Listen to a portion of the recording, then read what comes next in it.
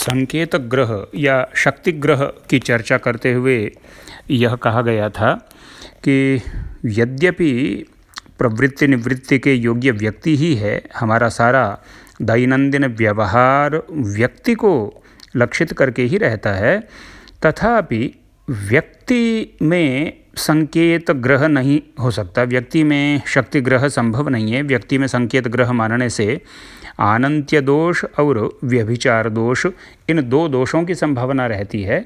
और तीसरी बात ये कि शब्दों का 4 प्रकार का जो विभाग है, गौः, शुक्लः, चलो, डित्थ इत्यादि भी नहीं बन पाता है। इसलिए व्यक्ति में संकेत ग्रह न मान करके और संकेत व्यक्ति की उपाधियों में माना गया। तद उपाधावेव संकेतः, व्यक्ति की 4 जो उपाधियां हैं उन उपाधियों में संकेत होता है, यह स्थापित हुआ था। अब इसके बाद हमें ये चर्चा करनी है कि व्यक्ति की ये 4 जो उपाधियां होती हैं ये कौन सी हैं, व्यक्ति की कौन कौन सी उपाधियां बताई गई हैं। तो इस विषय में आगे लिखते हैं मठ उपाधिश्च द्विविधः, कि देखिए उपाधि जो है यह मूलतः 2 प्रकार का होता है। उपाधि होता है, ऐसा मैं इसलिए बोल रहा हूँ क्योंकि उपाधि शब्द संस्कृत में पुल्लिंग का है, स्त्रीलिंग का नहीं है। हिंदी में उपाधि शब्द का व्यवहार हम स्त्रीलिंग में करते हैं और संस्कृत में उपाधि शब्द को हम पुल्लिंग में बरतते हैं। तो उपाधि 2 प्रकार का है। उपाधिश्च द्विविधः, उपाधि मूलतः 2 प्रकार का है। कौन कौन से 2 प्रकार हैं उपाधि के? वस्तुधर्मो वक्तृयदृच्छा सन्निवेशितश्च, एक तो वस्तुधर्मात्मक उपाधि, एक तो ऐसा उपाधि वस्तु का जो वस्तु का अपना धर्म ही होता है, वस्तु का अपना स्वरूप ही होता है। वस्तु धर्मात्मक उपाधि, वस्तु के धर्म के रूप में, वस्तु का जो यथार्थ धर्म है वह एक तो उस वस्तु की उपाधि है, और दूसरा वस्तु का ऐसा उपाधि जो वस्तु का वास्तविक धर्म नहीं है बल्कि उसके ऊपर थोपा गया है। वक्तृ यदृच्छा सन्निवेशितः, वक्तृ यानी वक्ता की, यदृच्छा यानी इच्छा से, अपनी इच्छा से, वक्ता की अपनी मनमर्जी से, सन्निवेशित यानी उसके ऊपर थोपा गया, उसके ऊपर डाला गया, उसके ऊपर सन्निविष्ट।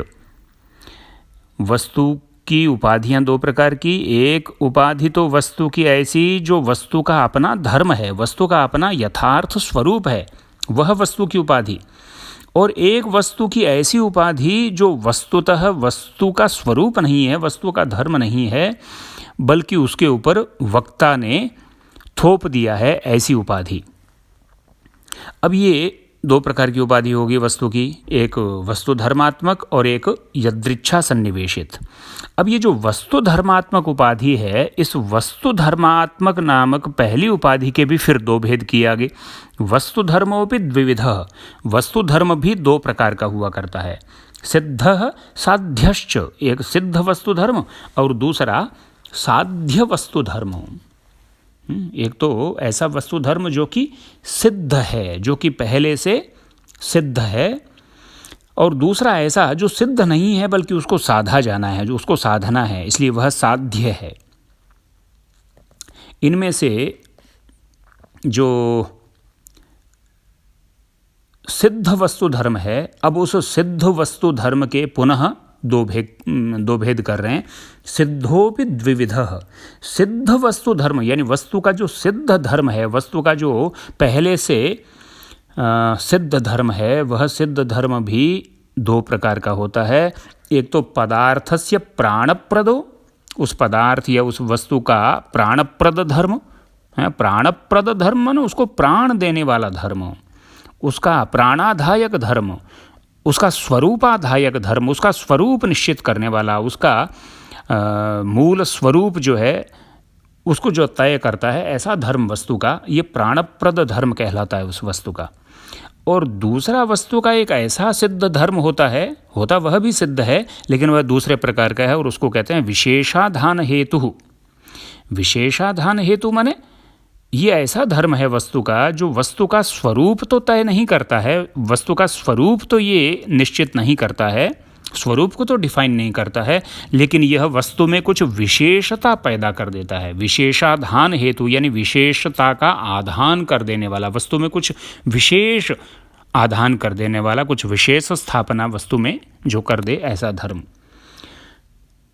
तो सिद्ध वस्तु धर्म के दो भेद हो गए, एक तो वस्तु का प्राणप्रद या स्वरूपाधायक धर्म और दूसरा वस्तु का विशेषाधान हेतु धर्म, वस्तु में कुछ विशेषण उत्पन्न, विशेषताएं उत्पन्न कर देने वाला धर्म। अब ये जो दो प्रकार का सिद्ध धर्म है, इसमें जो पहला प्राणप्रद धर्म था उसी का दूसरा नाम देते हुए कह रहे हैं तत्राद्यो जाति ही। ये वस्तु का जो दो प्रकार का सिद्ध धर्म है, इनमें से जो पहला धर्म है प्राणप्रद धर्म, वह है जाति। वस्तु का स्वरूपाधायक धर्म, वस्तु का प्राणप्रद धर्म, वस्तु को उसका स्वरूप प्रदान करने वाला धर्म कौन सा है? तो वह जाति है। क्यों? क्योंकि जाति से ही किसी वस्तु को उस नाम से जाना जाता है, जाति ही उस वस्तु को उसका स्वरूप प्रदान करती है। उक्तम ही वाक्यपदीय, वाक्यपदीय में कहा भी गया है। वाक्यपदीय ये भर्तृहरि का व्याकरण दर्शन का एक प्रौढ़ ग्रंथ है, और वाक्यपदीय में भर्तृहरि ने क्या लिखा है? लिखा है कि न ही गौः स्वरूपेण गौः नाप्य गौः, कि जो गौ होता है वो गौ पदार्थ न तो स्वरूपतः गौ है और न ही वह अगौ है। गौ जो है वह न तो गाय जो है वह न तो गाय है और न वह गाय नहीं है, ऐसा है। गोत्वाभिसंबंधात्तु गौ, जो गो है वह गौ क्यों गौ है?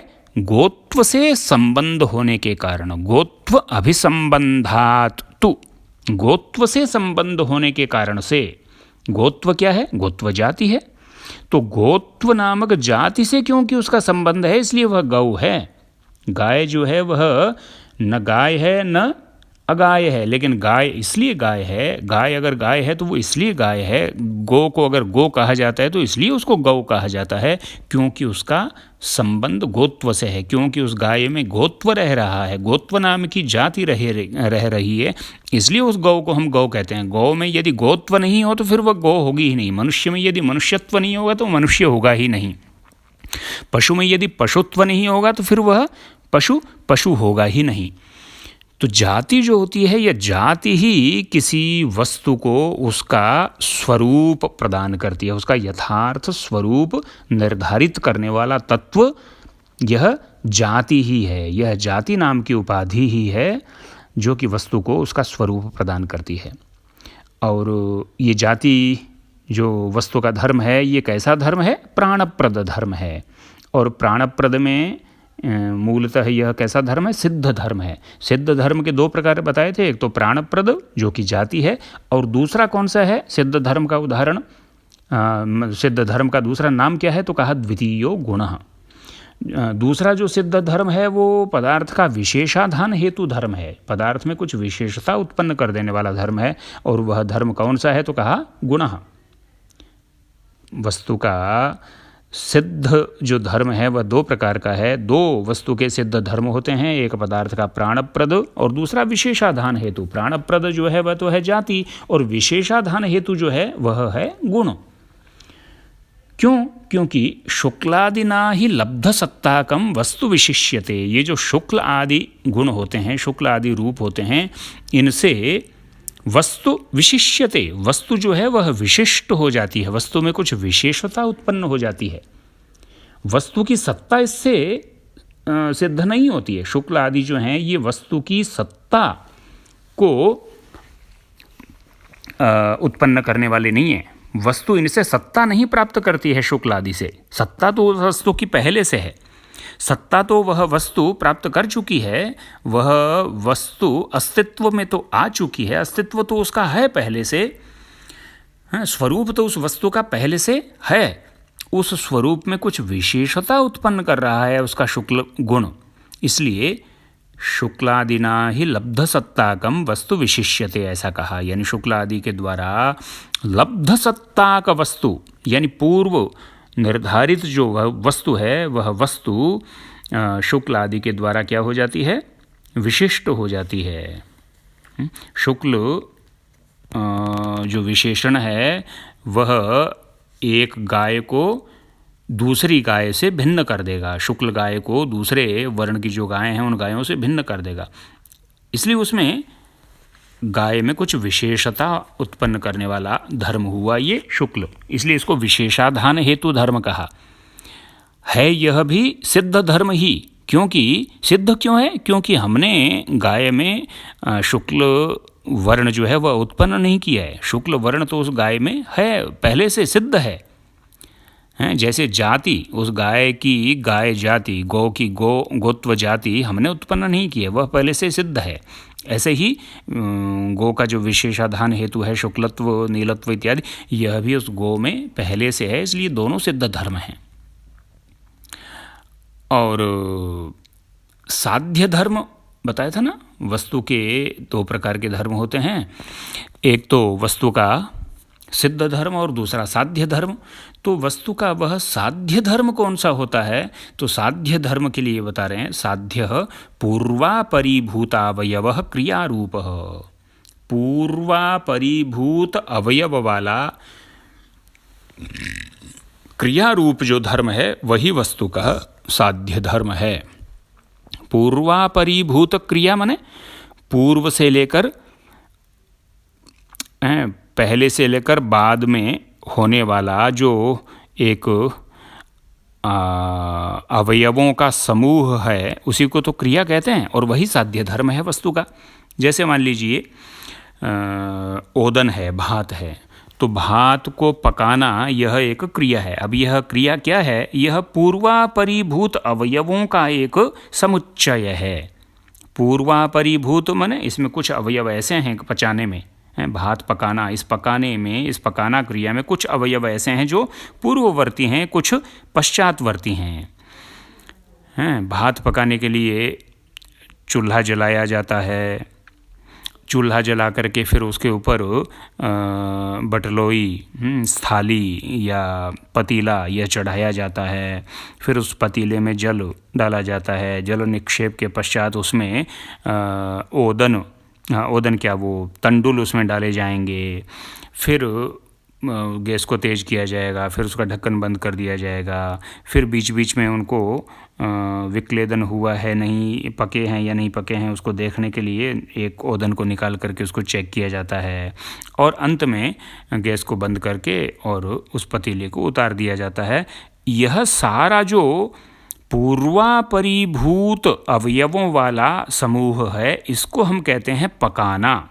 पकाना यह जो क्रिया है, यह दिखने में या कहने में एक क्रिया है, लेकिन ये बहुत सारे अवयवों का एक समूह है। तो यह जो क्रिया होती है, यह क्रिया ही साध्य धर्म है वस्तु का। ओदन का पकाया जाना, यह पकाना जो क्रिया है, यह वस्तु का साध्य धर्म है। यह सिद्ध धर्म नहीं है, क्योंकि वस्तु के साथ पहले से नहीं आया है, इसको उत्पन्न करना पड़ता है, इसलिए साध्य है। हाँ, तो अब वापस पीछे चलते हैं एक बार। वस्तु की जो उपाधियाँ थी, वस्तु की उपाधियों को मूलतः दो प्रकार का कहा गया था, एक वस्तु धर्मात्मक उपाधि और एक वक्ता के द्वारा अपनी मर्जी से वस्तु के ऊपर थोपी गई उपाधि। वस्तु के ऊपर थोपी गई जो उपाधि है उसकी चर्चा अब हम आगे करेंगे, लेकिन उससे पहले एक बार उसका रिवीजन कर लें कि वक्ता के वस्तु की जो वस्तु धर्मात्मक उपाधि है उसके फिर दो भेद कौन कौन से किए गए थे। उसके दो भेद किए गए थे, एक सिद्ध और दूसरा साध्य। और सिद्ध जो धर्म हैं वस्तु के, या सिद्ध जो उपाधि हैं वस्तु की, वो दो प्रकार की हैं पुनः। कौन कौन सी? एक तो पदार्थ का प्राणप्रद धर्म जिसको जाति कहते हैं, और दूसरा उसका विशेषाधान हेतु जिसको गुण कहते हैं। और वस्तु की जो साध्य उपाधि है वह क्रिया है। और अब वापस ऊपर आ जाते हैं, वक्ता के द्वारा अपनी यदृच्छा से सन्निवेशित की जाने वाली जो उपाधि है, यह एक अलग प्रकार का उपाधि है वस्तु का। यानी वस्तु की मूलतः जो दो उपाधियां थी, उन दो उपाधियों में एक वस्तु धर्मात्मक यानी वस्तु का जो धर्म है ऐसी उपाधि, और दूसरी उपाधि ऐसी कि वह वस्तु का धर्म नहीं है, बस वस्तु के ऊपर थोप दी गई है। वक्त्री यदृच्छा, वक्ता की इच्छा से सन्निवेशित उपाधि।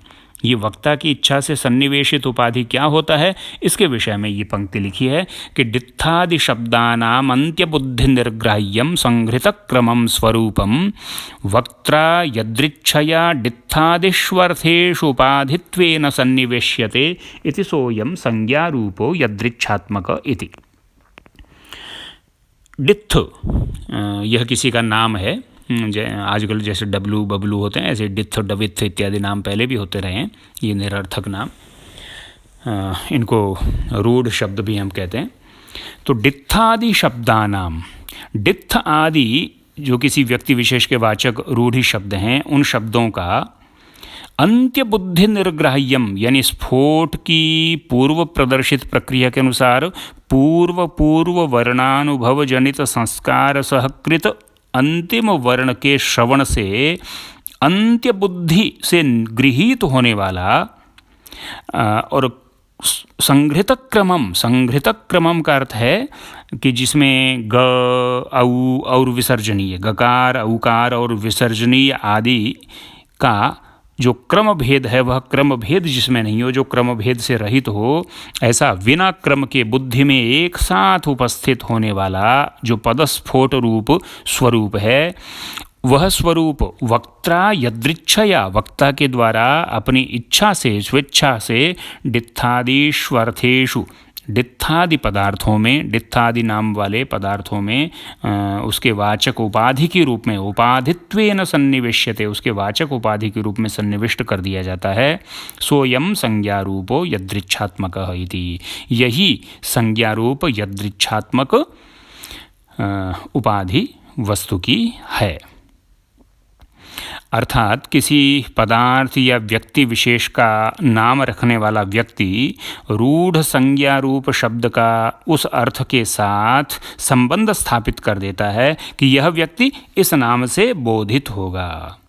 इस प्रकार यह रूढ़ संज्ञा रूप जो यदृच्छात्मक शब्द है, यह भी व्यक्ति की एक उपाधि है, लेकिन यह व्यक्ति की या वस्तु की वस्तु धर्मात्मक उपाधि नहीं है, बल्कि उसकी यदृच्छा सन्निवेशित उपाधि है।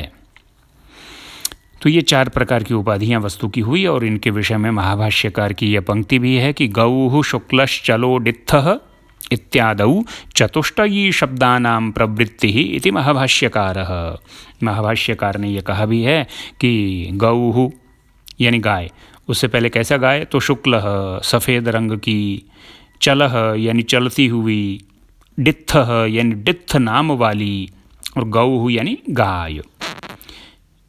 इत्यादौ यानी इत्यादि वाक्य में चतुष्टयी शब्दानां प्रवृत्ति ही, 4 प्रकार की शब्दों की प्रवृत्ति हम देख रहे हैं। इसमें जाति शब्द के रूप में गौ पद का कथन है, गुण शब्द के रूप में शुक्ल पद का कथन है, और क्रिया शब्द के रूप में यहाँ चल पद आया है, और यदृच्छा शब्द के रूप में यहाँ डित्थ शब्द का प्रयोग हुआ है। इस तरह से शब्दों की प्रवृत्ति 4 प्रकार की होती है, या शब्दों के प्रवृत्ति निमित्त 4 प्रकार के होते हैं। यह भावाष्यकार के कथन से स्पष्ट हो रहा है। अभी इतना ही। अगली कक्षा में हम बात करते हैं व्यक्ति की ये जो 4 उपाधियां हैं, इन 4 उपाधियों के विषय में फिर से उसको समझने का प्रयास करेंगे।